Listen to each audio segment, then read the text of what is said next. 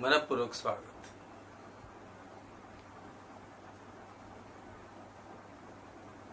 परम पिता परमात्मा सब तेरी संतान, भला करो सबका प्रभु, सबका हो कल्याण. भला करो सबका प्रभु, सबका हो कल्याण. संत अवतरतात एवढ्यासाठी. त्यांची तळमळ, त्यांची इच्छा असते, किंवा असं म्हणूया आपण, ते देह धारण करून येतातच एवढ्यासाठी की जगाचं कल्याण व्हावं. आता परंतु जसं मागे पण मी एकदा बोललो, ईश्वर नैसर्गिक तत्वानुसार म्हणूया आपण, विज्ञानाच्या दृष्टिकोनातून म्हणूया, ही जशी कायनात, हे सगळं ब्रह्मांड जसं ईश्वरानं घडवलं, बनवलं, तसाच निसर्ग नियमानुसार हा देह पण बनतो. आणि या देहाला सजीव ठेवायचं काम ही ईश्वरी सत्ता करते. आणि सर्वांना प्रत्येक गोष्ट एकसारखी देते ही ईश्वरी सत्ता. मग ते हवा असू द्या, सूर्यप्रकाश असू द्या, पाणी असू द्या, खाण्यापिण्याच्या वस्तू गोष्टी असू द्या. फक्त मनुष्य स्वतःच्या कर्माने ठरवतो की त्याच्यापासून आनंद घ्यायचा की शरीराची नासाडी करायची, दुःख प्राप्त करायचं की त्याचा आनंद घ्यायचा. हे माणसानं ठरवायचं असतं. देव त्याच्यात हस्तक्षेप करत नाही. आज ज्याला अभक्ष्य म्हणतात ते सुद्धा भक्षण करतो माणूस, आणि त्याचे दुष्परिणाम आपण दिवसागणिक पाहतो. मग देव ह्या गोष्टी देत असताना भेद करत नाही. मग मनुष्यामध्ये सुख दुःखाचा, ऐहिक आणि भौतिकच, शारीरिक सुख दुःखांचा जो आपण भेद पाहतो तो कशामुळे होतो, तर त्यासाठी संत सांगतात, संत तर सगळ्यांचं भलं मागतात. हे ईश्वरा, हे परमात्मा, ही सगळी तुझी लेकरं आहेत, आणि याच्यात तर दुमत नाहीच आहे. प्रत्येक भक्त ह्या ईश्वरी शक्तीला जो मानतो तो प्रत्येक जण हे मान्य करतो की आपण सगळी एका ईश्वराची लेकरं आहोत. मग संत या ईश्वरालाच हात जोडून प्रार्थना करतात की देवा, ही सगळी तुझी लेकरं, त्यांचं कल्याण कर, त्यांचं भलं कर. परंतु मनुष्य स्वतःच्या हाताने पायावर धोंडा मारून घेतो, आणि म्हणून आज जगात दुःखाचा अतिरेक आपण पाहतो.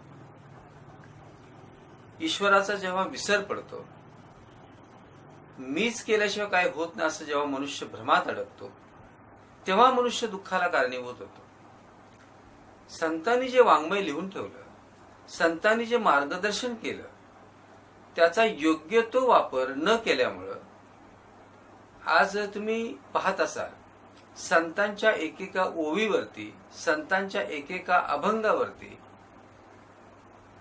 या संतांच्या शिकवणीचा, त्यांनी जगासाठी ज्या गोष्टी शिकवल्या, सांगितल्या, त्याचा ध्यास घेतलेली विद्वान मंडळी एकेका ओवीवरती, एकेका ग्रंथावरती मोठमोठ्या पदव्या प्राप्त करतायत, डॉक्टरेट प्राप्त करतायत, पीएचडी होत आहेत. मग आपण विचार करूया की त्यांच्या ह्या सूक्ष्म ज्ञानावरती जर एवढं विश्लेषण होऊ शकतं, मनुष्य त्याच्यावरती प्रबंध लिहू शकतो, तर त्या संत महात्म्यांच्याकडे, ज्यांनी कुठल्याही विद्यापीठातून कोणत्याही प्रकारची पदवी घेतलेली नव्हती, त्यांच्याकडे हे अगाध ज्ञान कुठून आलं होतं, कसं प्राप्त झालं होतं? एकमेव कारण आहे, एकमेव कारण त्यांनी या परमचेतन सत्तेला त्या त्या समयाच्या विद्यमान संतांच्याकडून, त्यांच्या सद्गुरूकडून या ईश्वरी शक्तीला प्राप्त केलं होतं. आणि याचं वर्णन शक्यच नाही कुणाला करणं, शक्यच नाही. जसं जसं उमगलं, जसं जसं भक्तांना समजलं, त्या त्या पद्धतीने प्रत्येकाने या ईश्वराचं वर्णन केलं. आणि त्या ईश्वराची वर्णन म्हणजे संत वाङ्मय, म्हणजे सगळ्या धर्मग्रंथांचं सार आहे. तर असंच ह्या सगळं धर्मग्रंथांचं सार म्हणून अशी शिकवण आज या घडीला, या विद्यमान युगामध्ये शहनशाह बाबा अवतारसिंगजी महाराजांनी सगळ्यांसाठी लिहून ठेवलं. आणि त्यांचीच वाणी, त्यांचे शब्द आज पवित्र धर्मग्रंथांच्या रूपामध्ये, पवित्र अवतारवाणी म्हणून सगळ्यांच्यासाठी वंदनीय आहे.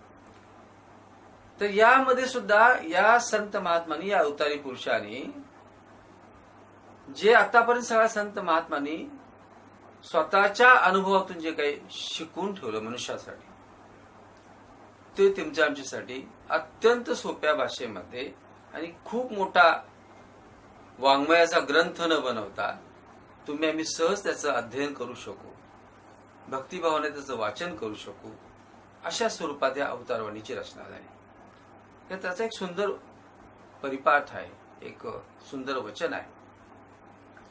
शहनशाहजी म्हणतात,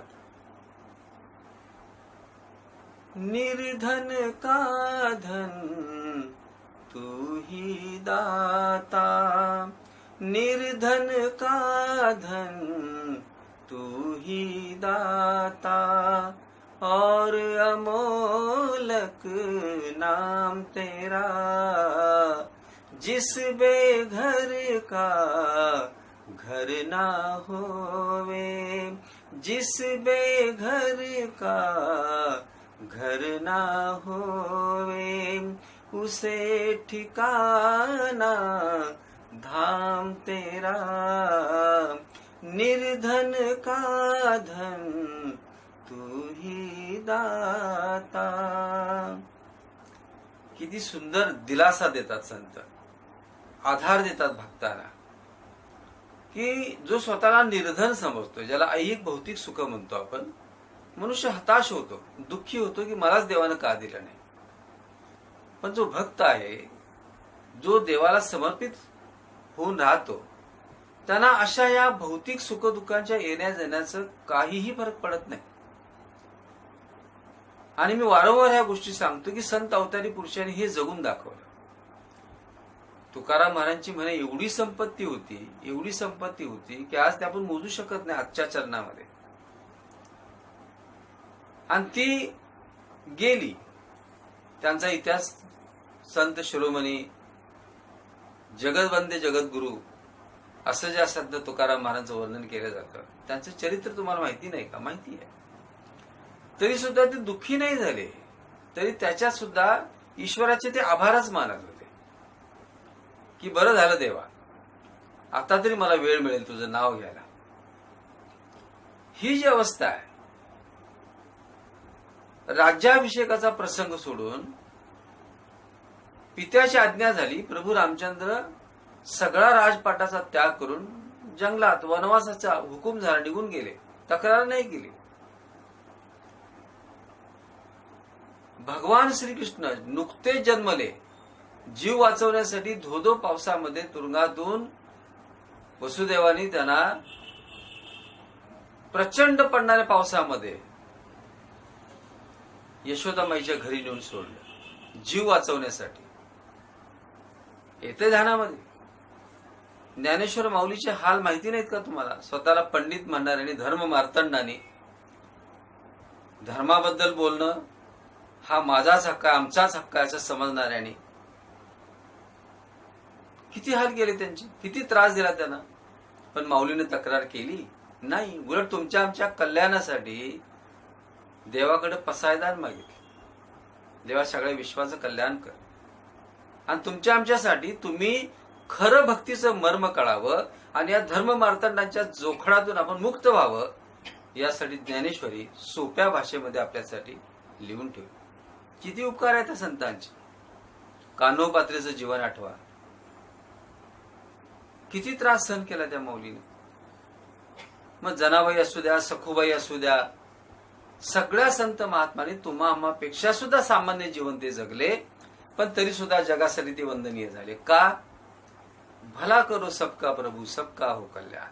सगळ्यांच्या भल्याची ते कामना करत होते आणि म्हणून ते संत झाले, म्हणून आज वंदनीय झाले, म्हणून आज ते जगामध्ये त्यांची पूजा अर्चा केली जाते, त्यांच्या वाङ्मयाचा सुद्धा अभ्यास केला जातो.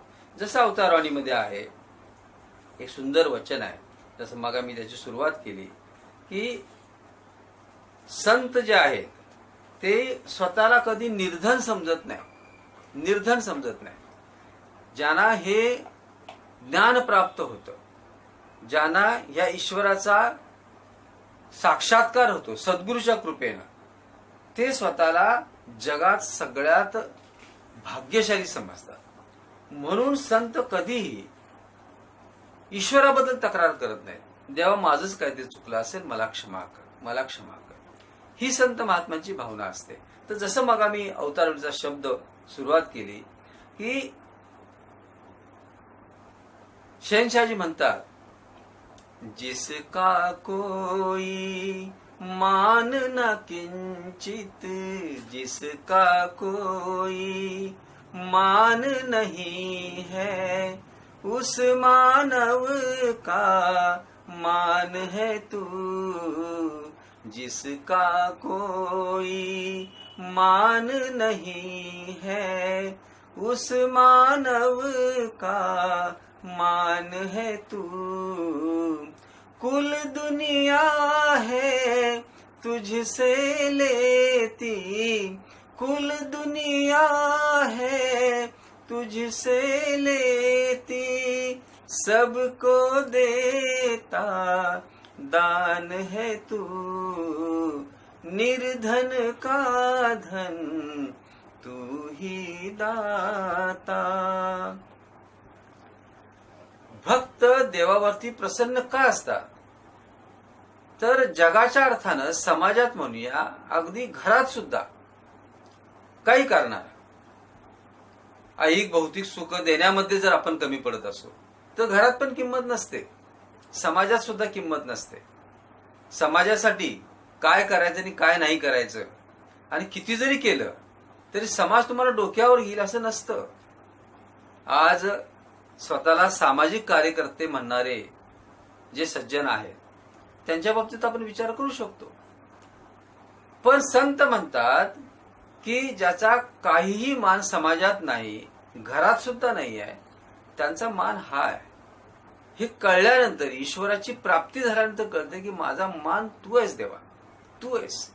तुझ्या पुढं बाकी सगळ्या गोष्टी माझ्यासाठी तुच्छ आहे, काही कामाच्या नाही. हे समजल्यानंतर जो भक्तीचा आनंद आहे ना, तो उच्च कोटीचा आहे, पराकोटीचा आनंद आहे. तर तो आनंद प्राप्त करावा ही सगळ्या संत अवतारी पुरुषांची इच्छा होती. म्हणून आपण ऐहिक भौतिक सुख दुःखामध्ये, सुख आणि दुःखामध्ये आपण अडकू नये, म्हणून त्यांनी स्वतः असं जीवन आपल्याला जगून दाखवलं. सगळ्या संत महात्मांची चरित्र काढून आपण ते पाहू शकतो, वाचू शकतो. आणि पुढे संत म्हणतात, सब कर्मों का तू है करता, सब कर्मों का तू है करता, तुम मालिक तुम स्वामी हो, सब कर्मों का तू है करता, तुम मालिक तुम स्वामी हो. घट घट के ही ज्ञाता तुम हो, घट घट के ही ज्ञाता तुम हो, तुम ही अंतर यामी हो, निर्धन का धन तू ही दाता. आता भक्तांना जेव्हा कळून चुकतं, त्यांच्या जेव्हा हे लक्षात येतं की सगळ्या कर्मांचा कर्ता हा आहे, त्यामुळे आपल्यातला कर्ता भाव निघून जातो. मी केल्याशिवाय कसं होईल, मला हे मलाच करावं लागतं, मीच करतो. पण ईश्वरानं जे सेकंदागडी जो श्वास आत बाहेर होतोय, साधारण काय 60-70 वेळा आपण जो काही एका मिनिटामध्ये श्वास घेतो, हा श्वास क्षणभर जरी यानं थांबवला, या कर्त्यानं थांबवला, कोण श्वास घ्यायला मदत करतो तुम्हाला, तर हा कर्ता आहे. हा भाव जेव्हा जागृत होतो, कर्ता भाव जेव्हा संपतो, आपण ईश्वराला जेव्हा समर्पित होतो, तेव्हा खऱ्या अर्थाने जीवनाचा आनंद प्राप्त होतो, आनंद येतो. आणि मग भक्त समजतात की माझ्या आत बाहेर काय चाललंय, माझ्या बुद्धीत काय चाललंय, आणि मला समस्या काय आहे, मला अडचण काय आहे, मला काय हवंय आणि काय नको, मी कशामुळे दुःखी आहे, हे माझ्यापेक्षा जास्त ईश्वराला कळतं. हा संतांचा भक्तांचा भाव असतो. आणि हा भाव जागृत करणं, पुन्हा पुन्हा मी सांगेन, ही खरी भक्ती आहे. म्हणून शेवटी शहनशाहजी म्हणतात की हा भाव जोपर्यंत जागा होत नाही, तोपर्यंत आपली भक्ती आहे ना, ती सुरुवातच होत नाही, आपण असं म्हणूया. म्हणून शहनशाहजी पुढे म्हणतात, स्तुति शलाधा करनी तेरी, स्तुति शलाधा करनी तेरी, अपने बस का रोग नहीं, स्तुति शलाधा करनी तेरी, अपने बस का रोग नहीं, अवतार गुरु की दया सारी, अवतार गुरु की दया सारी, मैं तो किसी योग नहीं, निर्धन का धन तू ही दाता, और अमोलक नाम तेरा, जिस बेघर का घर ना होवे, उसे ठिकाना धाम तेरा, निर्धन का धन तू ही दाता. तर भक्तांची ही अवस्था जेव्हा बनते की माझं खरं धन देवा तू आहेस, तू आहेस. ही अनेक संतांची अवस्था झाली. मागे मी तुम्हाला संत मीराबाईंचं पण उदाहरण सांगितलं की हे धन प्राप्त झाले की बाकी सगळं धन तुच्छ वाटायला, तुच्छ वाटायला. हे संतोष धन जेव्हा प्राप्त होतं तेव्हा बाकी सगळी धन, सगळं धन तुच्छ वाटायला, माती मोल वाटायला. तेव्हा हे धन प्राप्त करण्यासाठी, आणि मी निर्धन नाही आहे, मी ब्रह्मांडाचा मालक आहे. मला वाटतं 1-2 भागापूर्वी मी तुम्हाला म्हणलो सुद्धा की ईश्वर प्राप्तीची पराकाष्ठा कधी होते, जेव्हा मी परमेश्वराचं ज्ञान प्राप्त करण्यासाठी, ईश्वराचं दर्शन करण्यासाठी संतांना जेव्हा शरण जातो, सद्गुरूचे जेव्हा चरण धरतो, तेव्हा माझ्या लक्षात येतो की आत बाहेर माझा परमात्मा आहे. सबाही अभ्यंतरी अवघा व्यापक मुरारी, ज्ञानेश्वर माऊलीचं वचन आहे. मी देवात आहे, देव माझ्यात आहे. मग त्याच्या पुढचं वचन संत करतात की देव पाहण्याशी गेलो ते देवाची होऊन ठेवलो. म्हणजे मी देव बघायला गेलो आणि मीच देवरूप होऊन गेलो. कालच मी बोललो, थेंब समुद्रात पडला तो थेंब एका क्षणात समुद्र बनून जातो. आणि अशी अवस्था प्राप्त होणं, मग कोण गरीब म्हणेल तुम्हाला, कोण निर्धन म्हणेल, कोण बेसहारा म्हणेल, ही अवस्था प्राप्त करणं ही खरं तर भक्तीची पराकाष्ठा आहे. आणि हे समजून घेण्यासाठी संतांचं वाङ्मय ऐका, वाचायला नाही ना जमत. खूप माध्यम आहेत आता तुमच्या हातात, उच्च तंत्रज्ञान असलेले मोबाईल्स आहेत, टीव्ही सारखं माध्यम आहे. या सगळ्या गोष्टीत तुम्हाला संत वाङ्मय खूप ऐकायला मिळेल, खूप ऐकायला मिळेल. आणि त्याच्यावर अधिकारवाणीनं बोलणारी बरीच भक्त मंडळी आहेत, बरेच प्रवचनकार आहेत, बरेच कीर्तनकार आहेत. त्यांच्याकडून तुम्ही ऐकू शकता. पण पुन्हा मी प्रार्थना करेन, विनंती करेन, बुद्धी वापरा, सार घ्यायला शिका, भरकटू नका, अंधश्रद्धेत जाऊ नका. ही जी वस्तुस्थिती आहे पडताळायला शिका, ही प्रत्यक्षात परमेश्वर कसा आहे. मग त्यासाठी थोडेफार सायास करायलाच पाहिजे. आपल्याला कुठं जाऊन 7 जन्म तपश्चर्या करायची, एका पायावर उभा राहायचा, अंगावर वाळवी चढणे की आपल्याला तपश्चर्या करत बसायचं, असं काहीच नाहीये. फक्त जे आपण ऐकतो ते जर पडताळत गेलो आपण तर हळूहळू या सगळ्या संत महात्माने घेतलेला भक्तीचा उच्च कोटीचा आनंद तुम्ही सुद्धा प्राप्त करू शकाल. तर हेच प्राप्त व्हावं, हा उच्च कोटीचा आनंद जो या सगळ्या संत अवतारी पुरुषांनी प्राप्त केला तो तुम्हालाही प्राप्त व्हावा, एवढीच तळमळ आहे माझी, बस. आणि ही तळमळ तुमच्यामध्ये जागी व्हावी यासाठी प्रयत्न म्हणून मी या साऱ्या गोष्टी करत असतो. आणि मी देवाकडे प्रार्थना कर की मला या मनापासून मी जे कार्य करतोय याला यश मिळू दे. प्रेमाने बोला धन्यंकार जी.